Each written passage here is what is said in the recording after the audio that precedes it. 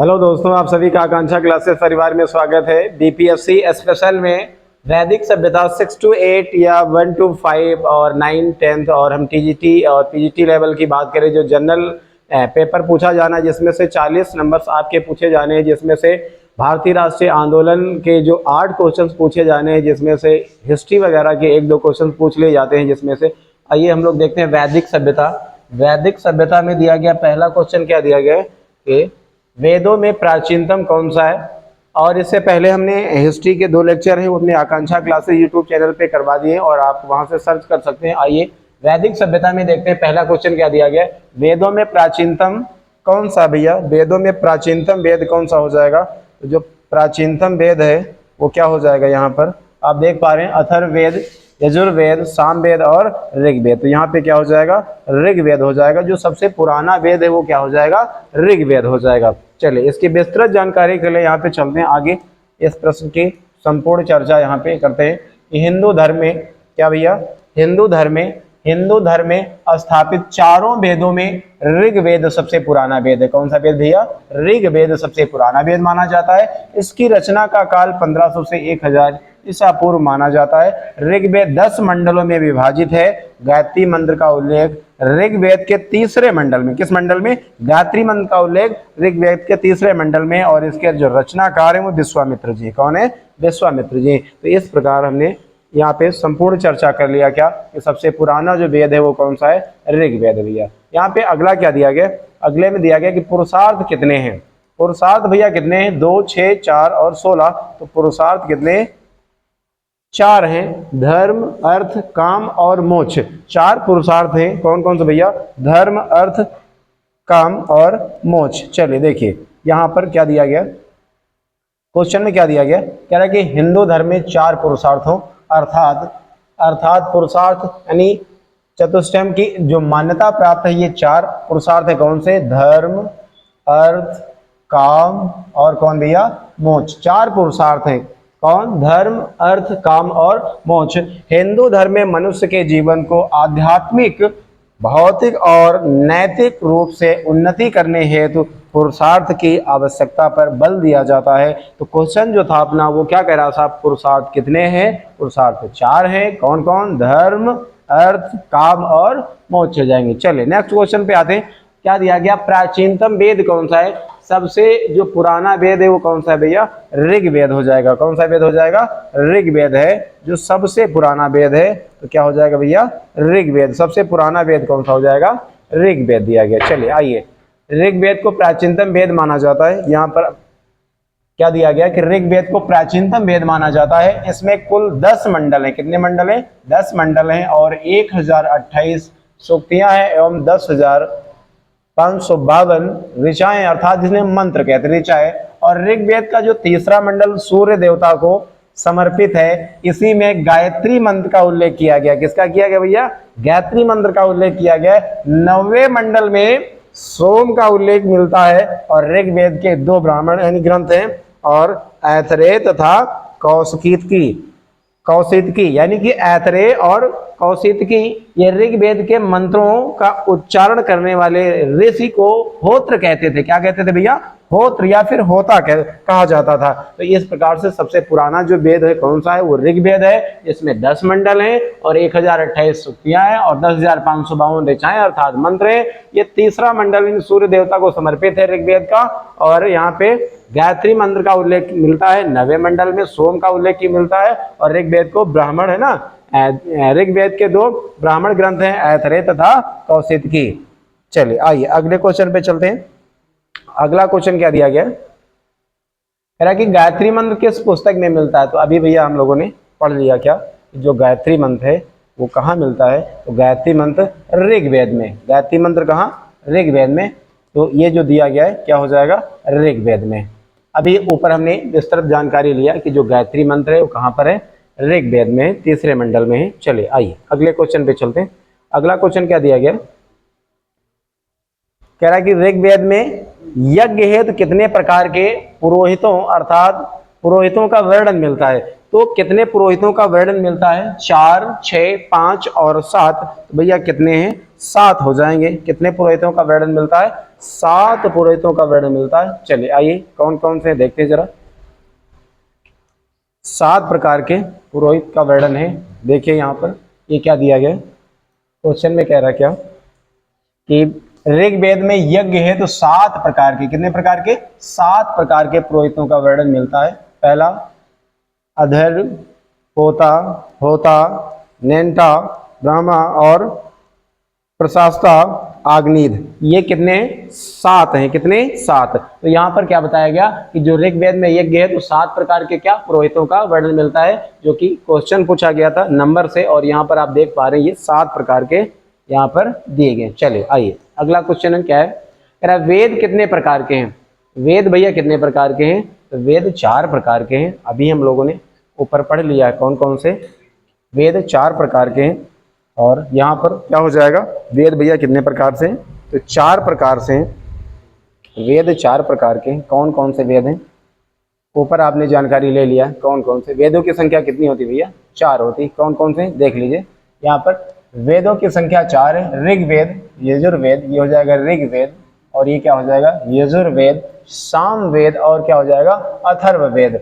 ऋग्वेद में होत्र वर्ग के पुरोहित यज्ञ कुंड में अग्नि का आवाहन वेद मंत्रों द्वारा देवताओं की स्तुति करते थे। और सामवेद यानी कि यहाँ पे क्या बताया गया कि जो कुंड में अग्नि का आवाहन वेद मंत्रों द्वारा देवताओं की स्तुति करते थे। और सामवेद यानी कि उद्गाता यानी साम का गायन करते थे। और यजुर्वेद में अधर्व यानी याज्ञिक कर्म कांड का वर्णन, अर्थवेद में और बद्ध यानी जादू टोना टोटका जिसे हम कहते हैं वो मरण से संबंधित था। और ऋग्वेद, सामवेद और यजुर्वेद, इन तीनों वेदों को संयुक्त रूप से वेद त्रयी कहा गया। ये बहुत अच्छा क्वेश्चन यहाँ पे क्या कि वेद त्रयी किसे कहा गया है? तो कौन कौन से हो जाएंगे भैया इसमें? ऋग्वेद, सामवेद और यजुर्वेद, इन तीनों को कहा गया है वेद त्रयी। वेद त्रयी का मतलब है 3 वेदों से संबंधित यहाँ पर है। चलिए आइए अगले प्रश्न पे चलते हैं। अगला क्वेश्चन क्या है, त्रयी का क्या अभिप्राय है? ये वही क्वेश्चन आ गया, कह रहा त्रयी का क्या अभिप्राय? त्रयी अर्थात 3 वेदों से। कितने वेदों से? 3 वेदों से। अभी हमने 3 वेदों को ऊपर चर्चा कर लिया कि इन तीनों वेदों को क्या कहा जाता है? वेद त्रयी कहा जाता है। चलिए आइए अगले प्रश्न पे चलते हैं। अगला प्रश्न क्या है, कह रहा निम्न में से कौन सी नदी सप्त सैंधों में समाविष्ट नहीं थी? कौन सी ऐसी नदी है जो सप्त सैंधों में समाविष्ट नहीं थी? झेलम, चिनाब, रावी और साबरमती। तो इसमें जो सम्मिलित है वो कौन सी है? साबरमती हो जाएगी, क्योंकि जो झेलम थी ये थी, चिनाब ये भी थी और रावी ये भी थी। साबरमती यहाँ पर सम्मिलित नहीं थी। हाँ क्या दिया गया भैया, निम्न में से कौन सी जो नदी है, निम्न में से कौन सी नदी सप्त सैंधों में समाविष्ट नहीं थी? तो झेलम, चिनाब, रावी, साबरमती, इसमें से कौन सी नहीं हो जाएगी? तो यहाँ पे क्या दिया गया, ये जो साबरमती है, ये साबरमती इसमें सप्त सैंधों में सम्मिलित नहीं थी। चलिए आइए इस प्रश्न की विस्तृत जानकारी पर चलते हैं। क्या दिया गया, कह रहा कि ऋग्वैदिक काल के सप्त सैंधो नदियों में, एक मिनट, हाँ, नदियों में साबरमती नहीं शामिल थी। कौन सी नदी नहीं शामिल थी? साबरमती नहीं शामिल थी। और आगे क्या दिया गया है, नदियों की संख्या लगभग कितनी बताई गई? 25। यानी इस काल में नदियों की संख्या कितनी बताई गई भैया? 25 बताई गई है। और ऋग्वैद काल की प्रमुख नदियां कौन कौन सी हैं? सिंधु, सतलज, रावी, झेलम, चिनाब और ब्यास तथा सरस्वती आदि थी। प्रसिद्ध 10 राजाओं की युद्ध यानी प्रसिद्ध 10 राजाओं का जो युद्ध लड़ा गया था वो किस नदी के किनारे? परसुड़ी यानी रावी नदी के तट पर लड़ा गया था। तो आइए अगले प्रश्न की तरफ चलते हैं। अगला क्वेश्चन क्या दिया गया, प्रसिद्ध 10 राजाओं का युद्ध किस नदी के तट पर लड़ा गया है? तो अभी हम लोगों ने जानकारी लिया ये किस नदी पर, ये परसुड़ी नदी यानी कि रावी नदी पर प्रसिद्ध 10 राजाओं का युद्ध यहाँ पर लड़ा गया था। चलिए आइए अगले प्रश्न की तरफ चलते हैं। अगला क्या दिया गया, ऋग्वेद संहिता का नवा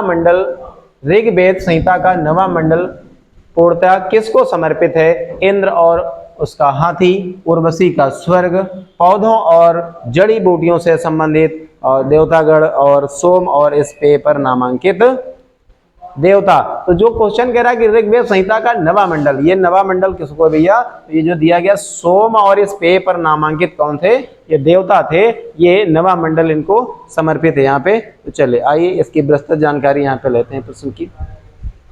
क्वेश्चन में कह रहा है क्या कि जो ऋग्वेद है, ऋग्वेद का संपूर्ण नवा मंडल यानी संपूर्ण जो नवा मंडल सोम देवता को समर्पित है। इस मंडल को सोम मंडल भी कहते हैं। क्या कहते हैं भैया, सोम मंडल। विश्व का सबसे प्राचीन ग्रंथ ऋग्वेद है। इसमें 10 मंडल, 1028 सूक्त और 10,552 मंत्र हैं, जिसे हम लोग ऋचाएँ कहते हैं। और इसका नवा मंडल सोम संबंधी 8 मंडलों के सूक्तों का संग्रह है। तो इस प्रकार से इस प्रश्न की विस्तृत जानकारी हम लोगों ने लिया। आइए अगले प्रश्न की तरफ चलते हैं। अगला क्वेश्चन क्या कह रहा है, कह रहा है कि भोगज कोई का महत्व इसलिए है कि वहां जो अभिलेख प्राप्त हुए हैं उसमें वैदिक देवी एवं देवताओं का वर्णन मिलता है, या फिर मध्य एशिया एवं तिब्बत के व्यापारिक केंद्र नहीं माना जाता है, बीच एक महत्वपूर्ण, और या फिर वेद के मूल ग्रंथ की रचना यही हुई थी, या फिर उपरोक्त में से कोई भी नहीं। तो यहाँ जो भोगज कोई का महत्व है वहाँ पे क्या किया गया था, यहाँ पर जो वैदिक देवी देवताओं का था उनका वर्णन मिलता है। तो ये ऑप्शन यहाँ पे पहला वाला बिल्कुल सही हो जाएगा। वहाँ अभिलेख प्राप्त हुए हैं क्या, जो वहाँ पर उनके वैदिक देवी एवं देवताओं का क्या मिलता है, वर्णन मिलता है। तो इस आधार पर यहाँ पर पहला वाला प्रश्न इसका ऑप्शन बिल्कुल सही हो जाएगा। आइए इसकी विस्तृत जानकारी नीचे प्रश्न में लेते हैं। क्या दिया गया कि एशिया माइनर में क्या दिया गया कि भोगज कोई नामक स्थल पर लगभग ईसा पूर्व यानी 1400 का यानी संधिपत्र अभिलेख मिला। क्या मिला था, संधिपत्र अभिलेख मिला। इसमें इंद्र, मित्र, वरुण और नासत्य आदि वैदिक देवताओं का क्या नाम दिए गए हैं। तो इस आधार पर वहां पर भोगज कोई में क्या वैदिक देवी देवताओं के जो साक्ष्य मिले हैं, इस आधार पे वहां पे इनका वो किया गया है। चलिए आइए अगला क्या है, किस काल में अछूत की अवधारणा स्पष्ट रूप से उद्धत हुई। अछूत की अवधारणा, तो अछूत की अवधारणा की बात करें किस काल में उद्धत हुई, तो ये ऋग वैदिक काल में, उत्तर वैदिक काल में, ऋग वैदिक काल में, या फिर उत्तर वैदिक काल में, या फिर उत्तर गुप्त काल में, या धर्म शास्त्रों के समय में। तो भैया कब हुई थी ये, धर्म शास्त्रों के समय में। धर्म शास्त्रों के समय में क्या हुआ था कि अछूत की अवधारणा स्पष्ट हुई थी। चलिए आइए अगले चलते हैं। इसके एक्सप्लेनेशन में क्या दिया गया कि धर्म शास्त्रों के समय में सूत्र काल में यानी 4 वर्ष यानी कि वर्णों होना चाहिए, 4 वर्णों ब्राह्मण, क्षत्रिय, वैश्य एवं शूद्र के अतिरिक्त समाज में अन्य यानी अनेक जातियों यानी यथा जैसे अंबस्ट, उग्र, निषाद, मगध और वैदेहक, रथकार आदि का आविर्भाव अनुलोम एवं प्रतिलोम विवाहों के फलस्वरूप हो गया। और पाणिनि ने 2 प्रकार के शूद्रों का उल्लेख किया है। कौन कौन से, निर्वसित एवं अनिर्वसित, ये 2 प्रकार के शूद्रों का वर्णन किया गया यहाँ पे। और क्या दिया गया इनमें, इसमें जो पहले के शूद्र हैं, शूद्र ही अस्पृश्य माने जाते थे। कौन से, पहले के जो शूद्र ही क्या माने जाते थे, अस्पृश्य माने जाते थे। चलिए आइए अगले प्रश्न की तरफ चलते हैं। अगला प्रश्न क्या है यहाँ पे, अगला क्वेश्चन है कि निम्नलिखित में एक वेद धार्मिक अनुष्ठान से संबंधित है। कौन सा ऐसा वेद है जो धार्मिक अनुष्ठान से संबंधित है, कौन सा, ऋग्वेद, सामवेद, यजुर्वेद और अथर्ववेद। तो धार्मिक अनुष्ठान क्या हो जाएगा, यजुर्वेद हो जाएगा भैया। क्या हो जाएगा, यजुर्वेद। ये किससे संबंधित है, वो धार्मिक अनुष्ठान से संबंधित हो जाएगा। आइए इसकी विस्तृत जानकारी लेते हैं। यहाँ पे क्या दिया गया, कह रहा है कि यजुर्वेद एक कर्मकांडीय वेद है। कौन सा, कर्मकांडीय वेद है। इसमें विविध यज्ञों से संबंधित अनुष्ठान विधियों का उल्लेख है। ये गद्य व पद्य दोनों में रचित है। ये 40 अध्यायों में विभाजित है। इनमें केवल 75 स्वतंत्र मंत्र हैं और इसके पुरोहितों को अध्वर्य यानी कहा जाता है। तो सबसे यानी कि कर्मकांडीय वेद कौन सा है, यजुर्वेद है। तो आइए अगले प्रश्न की तरफ चलते हैं। अगला क्वेश्चन क्या है, निम्नलिखित में से कौन वैदिक देवता नहीं था। कौन सा वैदिक देवता नहीं था, तो इंद्र, वरुण, कार्तिकेय और रुद्र। तो यहाँ पर जो कार्तिकेय हैं ये वैदिक देवता नहीं माने जाते हैं। कौन? वैदिक देवता नहीं था। कौन? कार्तिकेय नहीं था। चलिए आइए अगले इसके विस्तृत जानकारी पर चलते हैं। क्या दिया गया? कह रहा है कि भारतीय ग्रंथ वेदों में, जो भारतीय ग्रंथ वेदों में वर्णित देवताओं को वैदिक देवता कहते हैं। इन देवताओं का मुख्य रूप से वर्णन हुआ है। वे है कौन? अग्नि, इंद्र, सोम, मित्र, वरुण और सूर्य, अश्विन, ईश्वर, धावा यानी पृथ्वी और रुद्र, संपत्ति और बृहस्पति आदि आते हैं। जबकि उसमें कौन नहीं आते? कार्तिकेय इसमें नहीं है। जबकि पुराणों में दिव्य व्यक्तियों और प्राणियों का उल्लेख किया गया है। तो वैदिक देवताओं में कौन सम्मिलित नहीं थे? कार्तिकेय नहीं सम्मिलित थे। कौन कौन सम्मिलित है भैया? अग्नि, इंद्र, सोम, मित्र, वरुण, सूर्य, अश्विन, ईश्वर, धावा यानी पृथ्वी और रुद्र, संपत्ति और बृहस्पति आदि आते हैं। चलिए आइए अगले प्रश्न की तरफ चलते हैं। अगला क्वेश्चन क्या दिया गया है? कह रहा महापुराणों की संख्या कितनी मानी जाती है? जो महापुराण है उनकी संख्या कितनी मानी जाती है? 10, 5, 12 और 18। तो महापुराणों की संख्या कितनी भैया? यहाँ पे 18 हो जाएगी। महापुराणों की संख्या कितनी हो जाएगी? यहाँ पर 18 हो जाएगी। चलिए आइए क्या दिया गया? महापुराणों की कुल संख्या 18 है। कितनी है संख्या भैया? 18 है। क्वेश्चन में कह रहा है व्याख्या में क्या कि महापुराणों की कुल संख्या 18 है। 18 पुराणों में अलग अलग देवी देवताओं को केंद्र मानकर पाप और पुण्य, धर्म और अधर्म, कर्म और अकर्म की गाथाएं कही गई हैं। और कुछ पुराणों में सृष्टि के आरंभ के अंत तक का विवरण किया गया है। इनमें हिंदू देवी देवताओं का और पौराणिक मिथकों का बहुत अच्छा वर्णन है।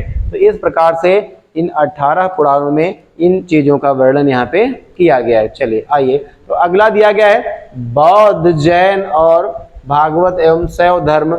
इन प्रश्नों पर हम अगले लेक्चर में आप सभी से मिलेंगे। और ये बीपीएससी के लिए जो ये जनरल पेपर में है वो स्पेशल क्वेश्चन करवाए गए हैं, जिसमें से ये प्रीवियस ईयर के पूछे गए क्वेश्चंस भी हैं। और इन क्वेश्चनों को आने की बहुत संभावनाएं रहती हैं। और अगले लेक्चर में हम आप सभी से मिलेंगे। तब तक आप सभी के लोग जय हिंद, जय भारत।